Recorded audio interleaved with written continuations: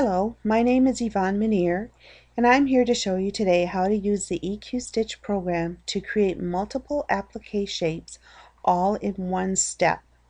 So we're going to start our program by double-clicking on the EQStitch program icon, and the program will launch for you, and it opens up to the tip of the day. I'm just going to close that box.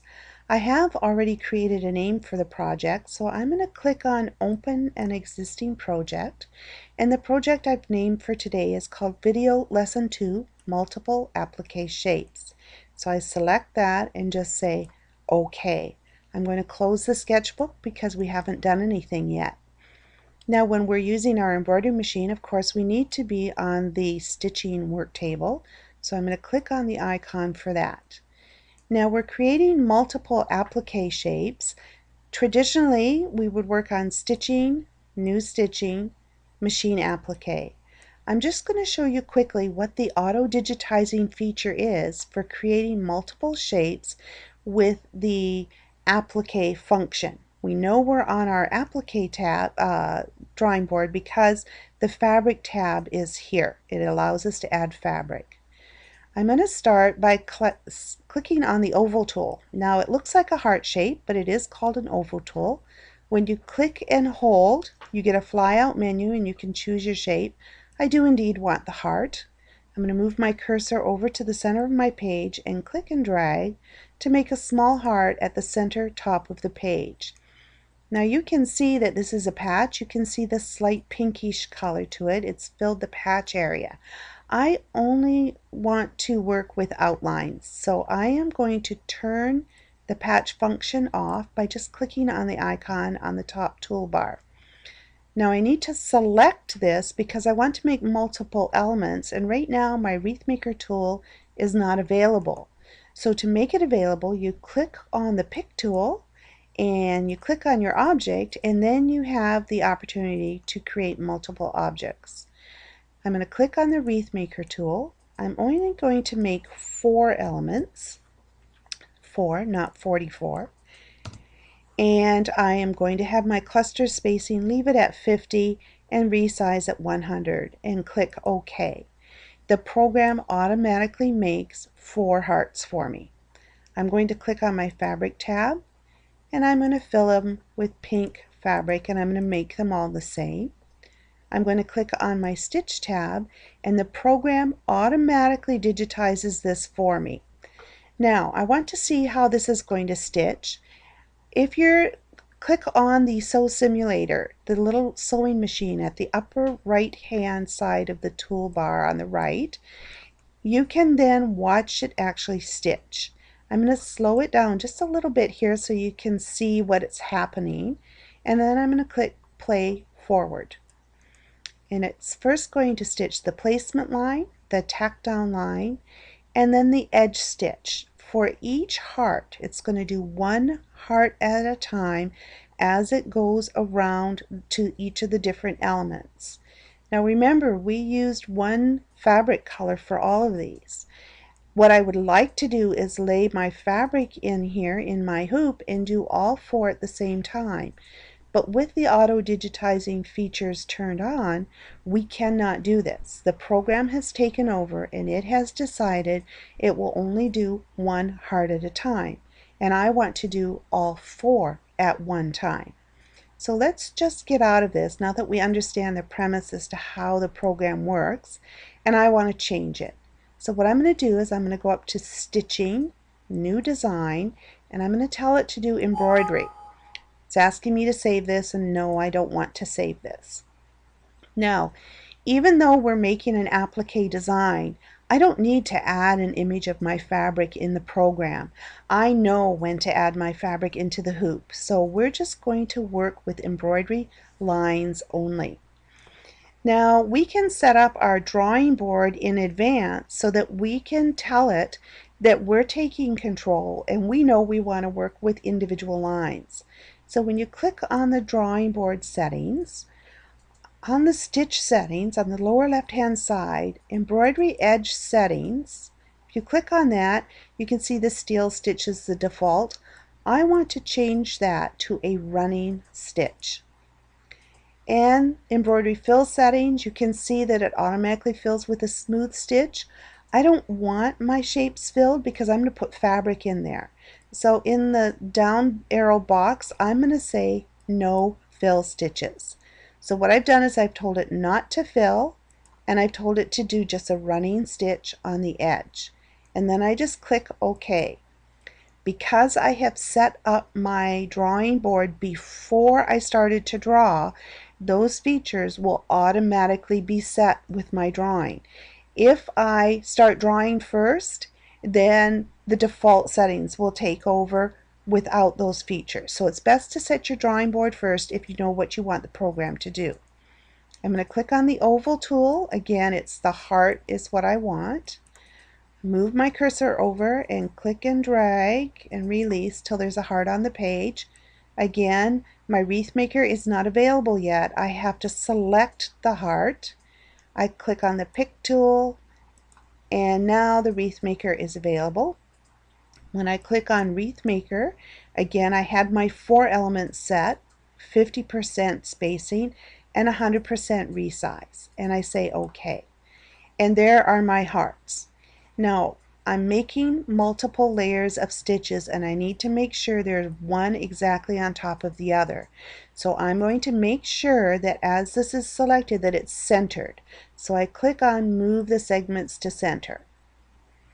I'm going to click on the stitch tab, and you can see it automatically did that running stitch because we set up our drawing board in advance to do the running stitch.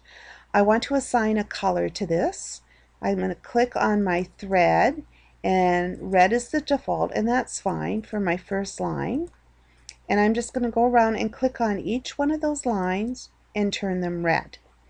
So the first thing the machine is going to do is it's going to stitch this placement line for all of these hearts so you can visually see where the hearts are.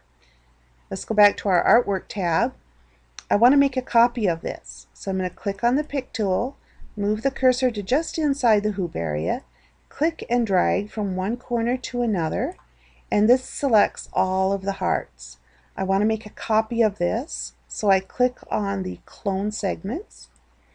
Now another copy is there, but you can see one is kind of over the top of the other. It's confusing and hard to separate those layers. So while it's selected, I move my cursor right over the crosshairs in the middle. I click, hold, and drag it to the side. Now I can easily see my 2 layers. I'm going to my stitch tab, and I'm going to take this second layer and I'm going to give it a different color. I'll just make it blue for now. It doesn't make any difference what color you select. You can set your own color thread when you're at the machine. So now what I've done, by selecting a different color, the machine will stitch all of the red placement lines, and then it will stop. That's the time where you're going to float a large piece of fabric under the needle. Then it will now stitch the next set of lines, which are blue here, and that's going to be your tack down line. So let's go back to our artwork tab. I'm going to select the second set of stitches here, click and drag with the pick tool. They're all selected, and I'm going to say center. Don't click on anything else now. Leave that highlighted the way it is. I want to make another copy of that. So that second layer is going to be copied again. Click on clone, and you can see it gives it sort of an offset look. I'm going to move my cursor over the crosshairs. I'm going to click, hold, and drag that to the right side. Click on your stitch tab, and you can see that it might be a little bit slow in opening up, and that's because the program is thinking through all the layers of stitches that we've already created. Just sit for a minute, don't click on anything until it all completely opens up. Now what we want to do, this is our third layer of stitches, and we know that this is our edge stitch. This is our final stitch on the outside edge. So we're going to click on the edge stitch setting, and a steel stitch is what I want to have, so that's fine. Now the default for a steel stitch is 3 millimeters wide. I want to do something a little different with this, so I want it just a little bit wider than usual. I'm going to set it to 4, And once I type in 4 for the width, I move my cursor back over each of these lines, and it's going to apply that wider steel stitch to the outside edge. Now I want to change the color of this also, so I'm going to click on the thread tool, and I'm just going to pick a yellow. Again, it doesn't make any difference what color you choose. So I've filled all those with yellow now. So it's a wider stitch. It's our third layer of stitches. This is our edge stitch, and I've colored it a different color. I'm going to go back to my artwork tab. I'm going to select that third layer. I'm going to click on the pick tool. I'm going to click and drag a box around the whole area. Make sure you get all of them. And I'm going to center that on the page. Don't click off on anything. We want this left the way it is. Normally we would stop here, but I want to add a decorative element to my outside edge. So I'm going to clone this again, make another copy. I'm going to click, hold, and drag it to the side. And I'm going to go to the Stitch tab. And again, it takes a minute for it to open. Just wait patiently while it's opening. Once it has opened, I want to change this copy here. And what I'm going to do is I'm going to click on the edge setting tool. And this time I want it to be a triple stitch, or it's sometimes called a bean stitch. This is a stitch that goes back and forth over itself 3 times, so it's a little bit thicker stitch than a running stitch. The default for this is 3 millimeters, and that's just fine. So I need to set that by clicking on each one of these hearts to make sure that it's set properly. And then I'm going to change the thread color again. So I'm clicking on the thread tool, and I'm going to put a deep pink on it this time. And I'm going to click on each one of those elements to set that there. I'm going to go back to my artwork tab, click on the pick tool. I'm going to click and drag a box around this now 4th layer of stitches, and I'm going to center that. So remember, a traditional applique is 3 layers of stitches. I've added another running stitch or a triple stitch layer, which gives it a decorative element. So let's go back to our Stitch tab. And again, wait for a minute for it to open. And now you should be able to see what that little triple stitch or bean stitch, however you want to refer to it, how it's going to add just a little bit more emphasis on our outside edge stitch. So let's take a look and see how this is going to stitch. Again, I'm on my Sew Simulator, and I'm going to slow it down just a bit so you can see it a little bit more easily. And we'll play it forward. So it's going to do all of the placement lines. Then I'm going to float my fabric that covers all of those areas. It's going to do the tack down lines. I'm going to cut away my excess fabric. It's going to do the edge stitches, all of them at once. It'll go around and do all 4 of those. I'm just going to speed it up a bit here for a second. And then it's going to do that final stitch that we added for a little bit of decoration in a contrasting color, just to make it something different or unique. So this is the way you would do multiple elements. If you have multiple elements and you're using the same fabric in all the elements, rather than using the auto digitizing function, you would use it this way in the embroidery function and create your own layers by yourself. Don't forget, you have to save this, add it to the sketchbook by clicking on the little up arrow, which now places it in your sketchbook so you have it ready to pull up to edit in the future. From here, you would go to Stitching, Export Stitching File. The EMB folder is the default. I would type a name of multiple appliques.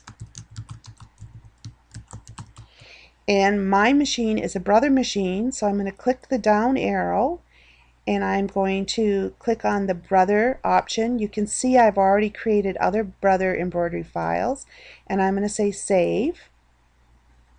And the program is asking me, do I want to color sort my threads? I've already done that. On each layer, I gave it the colors that I needed. I don't want the program to sort it any further, so I'm going to say no. And it tells me that my applique design has been successfully written in the file format that I need, and I'll just say OK. So now I'm ready to take that embroidery file and send it to my machine and stitch all of the multiple elements in one setting. So this is how you would create your applique in a larger area with multiple elements. I hope you found this video resourceful. I wish you the best of luck with your stitching. Enjoy!